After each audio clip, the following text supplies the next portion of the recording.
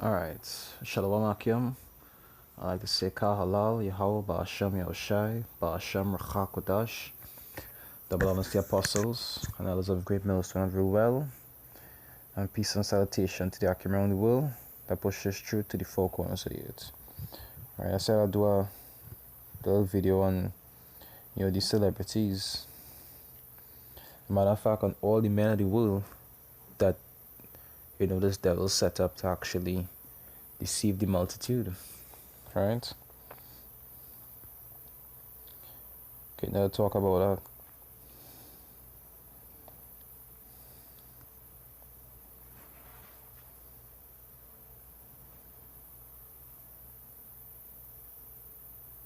So there's 2 Corinthians 2 verse 11. It says, lest Satan should get an advantage of us, for we are not ignorant of his devices. And those devices goes back to all the different things that he actually set up, to have people going astray, to confuse them. As the scriptures talk about, broad is the way to destruction. And the Lord has actually used Esau to portray these things. So he has set up men in this system, and make it appear to be that it is be beneficial to them to actually lead others astray. That is one of the purposes of these celebrities to begin with. Because these celebrities just had to go through all kind of satanic wickedness. Most of them must be on coke. They don't even get to enjoy the little bit of money that they just get. But Esau set them up to confuse and destroy homes, families, you understand, and actually lead people astray. To actually use them to portray some sense of right or just things. Same way he set up the pastors of this world to actually lead the people astray and do things that are not expedient for them.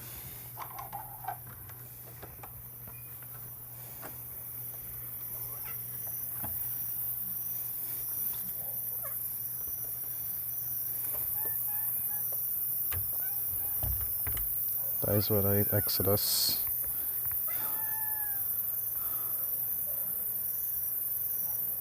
I think it's Exodus 23.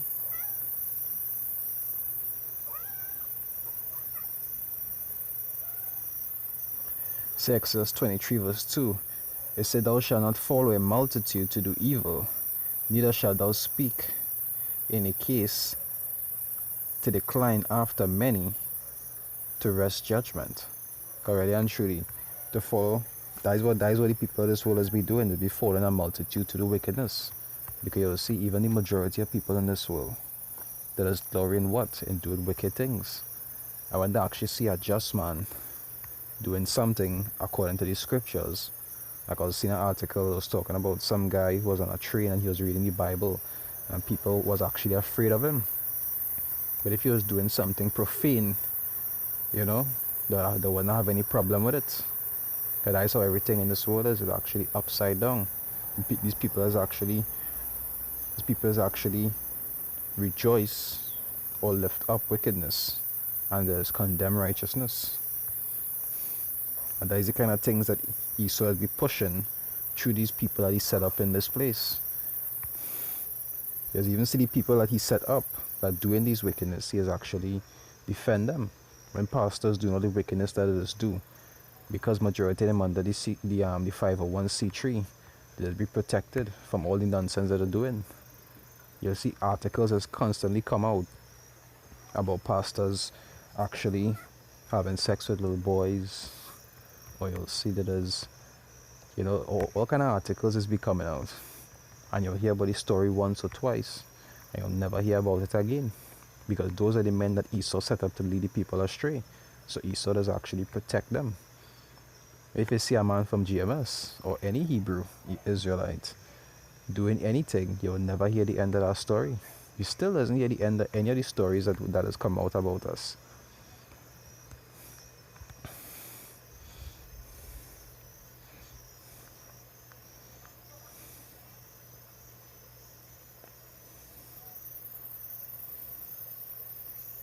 Alright, and truly, that is setting by the Lord used Esau to set up.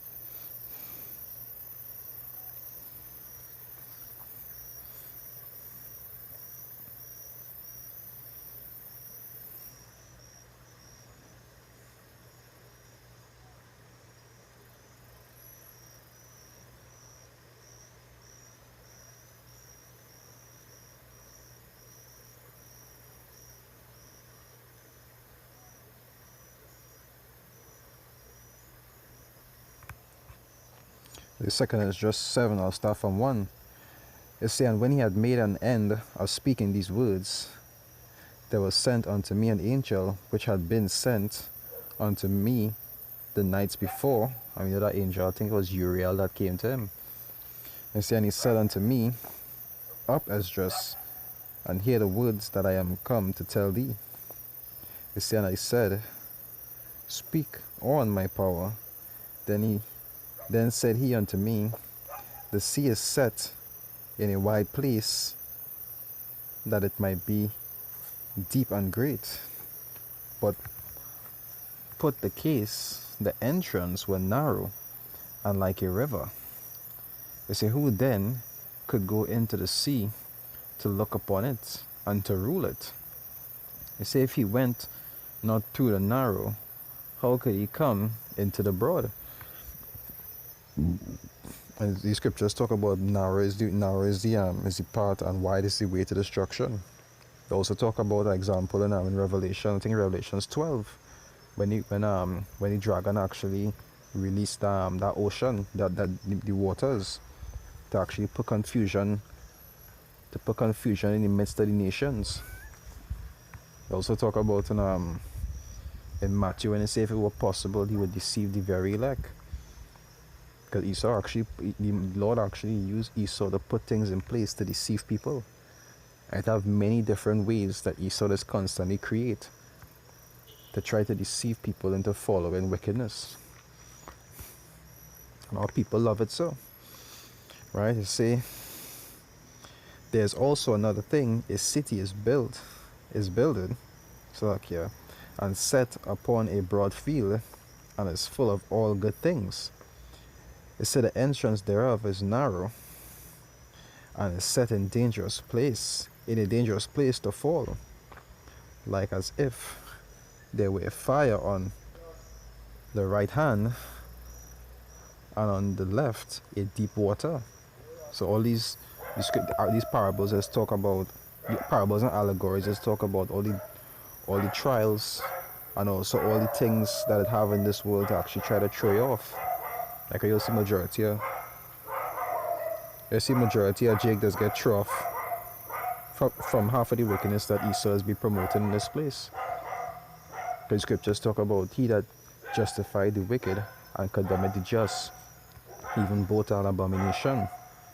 I thought Jake that has actually tried to justify a lot of the wickedness that Esau has been promoting, and that by itself is a stumbling block onto them. Verse 8 is saying, one only part between them both. It say even between the fire and the water, so small that there could but one man go there at once. It say if the city now were given unto a man for an inheritance, if he never shall pass the danger set before it, how shall he receive this inheritance? So there's something that the scriptures show you that the Lord put in place. Say let's talk about giving them strong delusions that they will believe a lie. I'll go into that just now. And all of these go back to those strong delusions that the Lord set up. Because he want 2/3 of Israel to go off, so that they could be destroyed and come back right in the kingdom. Because the saying goes, for it to have an elect, it must have a non-elect or a non-chosen. Not only that, the scripture must also be fulfilled where it says that she did cause all to take part in she wine of fornication, and all these things must be fulfilled. And it's being fulfilled through what? Through the wickedness of Esau. Right? They say, and I said, it is so, Lord. Say, then he said unto me, even so also is Israel's portion.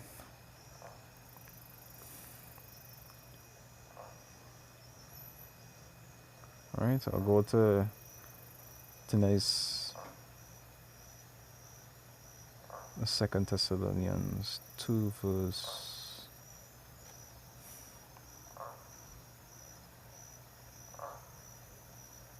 I'll start from 9. In 2 Thessalonians 2 verse 9, it says, even him whose coming is after the works of Satan, with all power and signs and lying wonders. Because he's so good with signs and lying wonders, trying to make yourself look like you actually have some kind of power. You have these robots, you have these different contraptions he just build to actually make you feel that, actually building big holograms in the sky to project certain things to fool people, making all these robots and all these different drugs to actually, make you feel that they're so smart.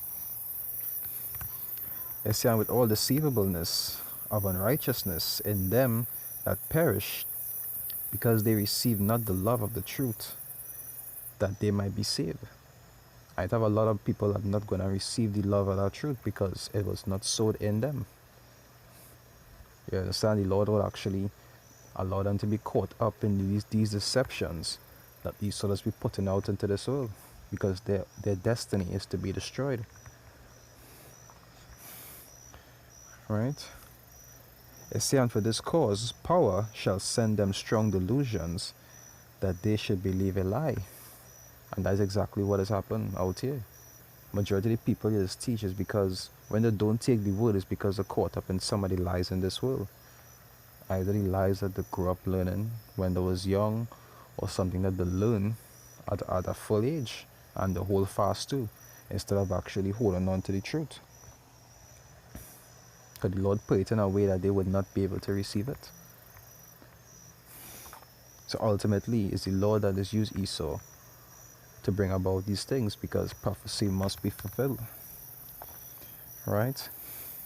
It said that they all might be damned who believe not the truth, but have pleasure in unrighteousness. So for those who like to think that, the Lord doesn't condemn people, it actually have a figure or a number that he did condemn. Talk about the 2/3 of Israel. I talk about Esau also, because he did condemn Esau. Right? It said, but we are bound to give thanks always to power for you, brethren, beloved of the Lord, because power had from the beginning chosen you to salvation. Like I talk about the ordinance. So in order to be to be saved, it must have an amount that was not chosen to be saved. So that goes back also to correct people who like to think that everybody could be saved. It's not so, according to the scriptures. But power had from the beginning chosen you to be saved through sanctification of the Spirit and belief of the truth, which a lot of them would not have. Why? Because it's not given to them. They'll believe in the wickedness of the system and what the system does promote. The image, they worship the image, as the scriptures talk about. And the scriptures talk about it in Revelation. They say any man that worship the image. And that's what people do when they actually agree with the wickedness that Esau is promoting the system. They just worship that image. Because by worshiping the Lord, you just do the Lord's will. If you do the will of the system against the Lord, then you're worshiping the system. And that becomes your God. You understand? So let's say I go through a few precepts, talking about the different things that Esau has actually put forth to actually deceive the multitude.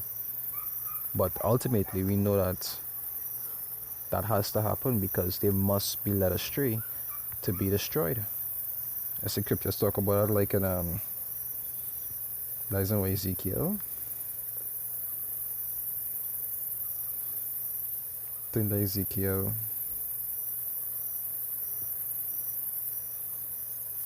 You know what? I'll get you one in Matthew. I think it's 15:14. 15:14. I'll start from 13. They say, but he answered and said, every plant which my heavenly Father had not planted shall be rooted up. You understand? It's like what the scriptures talk about in in Acts 5, when I say, if it be of men, it will come to naught. You understand? But if it be of the Lord, you cannot overthrow it. Say, every plant that my Father hath not planted, shall be rooted up. They say, let them alone. They be blind leaders of the blind. And the Lord actually used Esau to set up, because Esau is a blind leader. And Esau has actually set up other blind leaders besides himself, so that these foolish jakes could follow, so that they could be led to destruction. Even a lot of these other camps who has actually been leading men to think that, you could do things like sodomy and all these things once it's with a woman. You understand? All that is just leading people astray. Blind leaders are the blind. But they were set up for that purpose. And we know that Esau does control a lot of those camps. They just try to look like, they're against Esau. It said, let them alone. They be blind leaders of the blind. And if the blind lead the blind, both shall fall into the ditch. And ultimately that is their judgment. And the ones who go and answer for it is not only the ones who led them astray, but also the ones who was led astray will be destroyed also.